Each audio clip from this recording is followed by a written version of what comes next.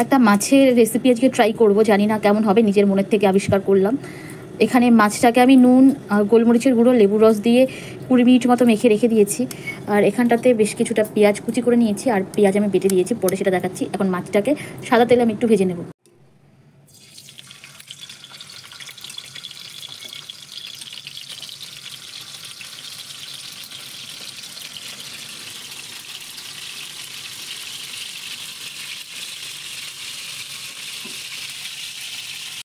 এখানে একটা paste ready করেছি, এটা টক দই, পেঁয়াজ বাটা, আদা রসুন বাটা, রসুন অল্প দিয়েছি, আদাটা একটু বেশি দিয়েছি, আর কাঁচা লঙ্কা বাটা। মাছে রসুন মানে রুই মাছ, কাতলা মাছের রসুন অত বেশি ভালো লাগে না, তাই রসুনটা অল্প দিয়েছি, কাঁচা লঙ্কা দিয়েছি 4টে। এটা এই টক দই দিয়ে ভালো করে বেটে নিয়েছি। আর এই মাছের ঝোলটা কিন্তু সাদা সাদাই হবে দেখতে। এটাকে আমি কিন্তু একদম সাদা সাদা রেখেই ভেজেছি, মানে ওই হালকা একটু লালচে রং হয়েছে, তবে মাছটা ভাজাটা ভালো হয়েছে। মাছটা কম আছে, একটু ধীরে সুস্থে ভাজতে হবে। এবার কড়াইতে আমি এই তেলটাতেই দেবো জিরা ফোড়ন। তেলটা একটু নামিয়ে রাখবো, এতটা তেল লাগবে না, আমি তেলটা একটু নামিয়ে রেখে দেবো। সাদা জিরে ফোড়ন, মানে সাজিরে যেটা, সেটা ফোড়নে দেবো। পেঁয়াজটা বেশটা ভাজা হয়ে এসছে, নরম হয়ে গেছে, এবার পেস্টটা দিয়ে দিলাম। একটু জিরার গুঁড়ো আর নুন দিয়ে দিয়েছি, ব্যাস এই মশলা। আর নামানোর আগে একটু গরম মশলার ঘি দিলেই হবে। এবার এটাকে খুব ভালোভাবে আমি কষিয়ে নেব।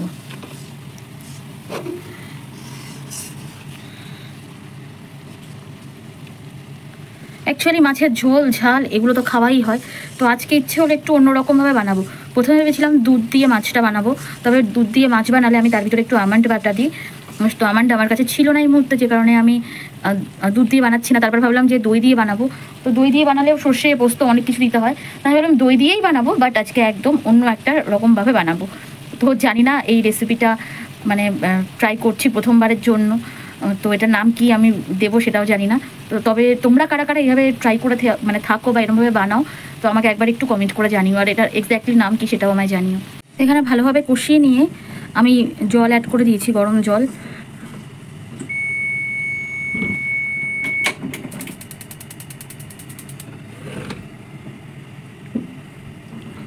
আর হ্যাঁ, যেটা আমি করেছি মশলা কষানোর সময় একটু মধু অ্যাড করেছি।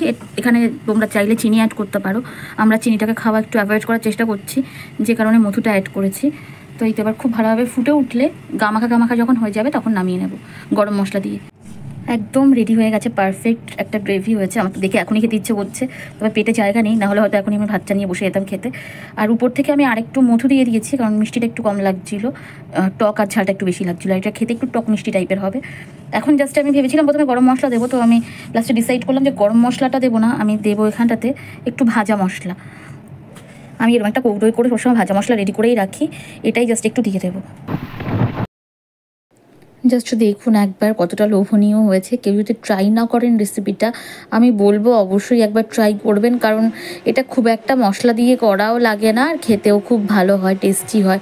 মানে ওই যে লোকজন বাড়িতে এলে একঘেয়ে মাছের কালিয়া বা মাছের ঝোল ঝাল বাদ দিয়ে এরকম একটা রেসিপি ট্রাই করাই যায়। অবশ্যই সবাই ট্রাই করে জানাবেন যে কেমন লাগলো। তাহলে আজকের মতো চলি, সায়নারা।